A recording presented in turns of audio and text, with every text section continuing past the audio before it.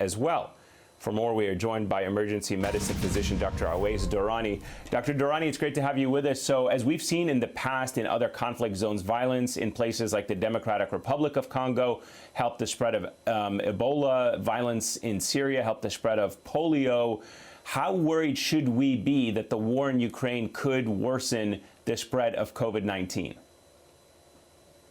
Yeah, I appreciate you having me. Look, peace is a prerequisite for health. You can't run a healthcare system. You can't have preventive medicine if you're being bombed. That just doesn't exist. On top of that, healthcare is a human right, and that right does not exist when war starts. And so right now, the Ukrainian people, their health is in attack from a few different ways, right? There's obviously the explosions and the bombing. That's going to lead to direct injuries.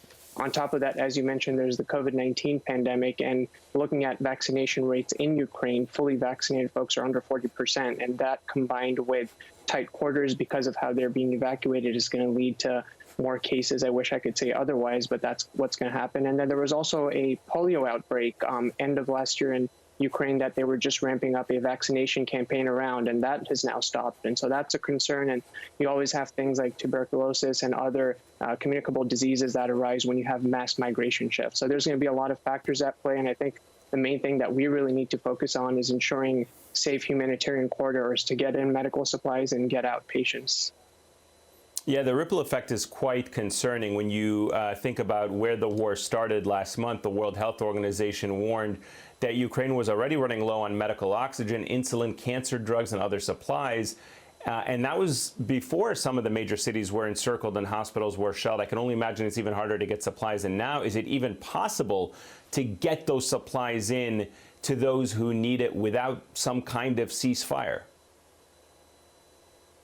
Yeah, you know, the American College of Emergency Physicians has been talking with our colleagues there in Ukraine. It seems like that's something that really is a difficult situation in terms of getting those medical supplies in, and it's not really happening to the level that needs to be. You know, trauma patients and trauma victims require a lot of resources. Oxygen, blood, tetanus shots, antibiotics, surgeons, sutures, and all of that. You know, no trauma system, not in the United States, can be sustained unless it's resupplied on a continuous basis. Essentially, what we have in Ukraine right now is a continuous mass casualty event after continuous mass casualty event. And so unless some major changes are made in terms of an agreement to get a bunch of supplies in and get patients transferred out, people are going to suffer. This morning, efforts to evacuate civilians from the Ukrainian city of Mariupol were halted, as I understand it, after Ukrainians said that Russian forces broke a temporary ceasefire. Local hospitals may have to start triaging patients and rationing care. It is a grim thought. What does that look like when hospitals have to ration care?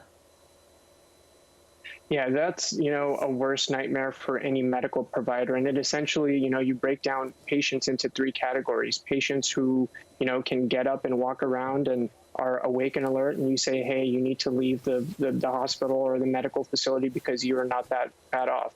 There's those that are, you know, pulseless or might not be breathing well or might be having massive bleeding. And those patients, unfortunately, you can't use those extraordinary measures that you normally would to save them. And then you usually focus on those patients where you have a good probability of getting them stabilized and hopefully getting them some definitive care. Those are, you know, that's battlefield medicine, essentially. That's disaster medicine. And that's something that, you know, in 2022, we really shouldn't be dealing with unless it's a limited kind of natural disaster situation. And so given that this war doesn't seem like it's going to end tomorrow or the next day, some major interventions from the international community need to be made so that we don't, you know, get into that mode on a continuous basis and lose unnecessary life. Yeah, an absolutely disturbing scenario that we certainly need to avoid. Dr. Durrani, thank you so much. A great pleasure. Thanks for your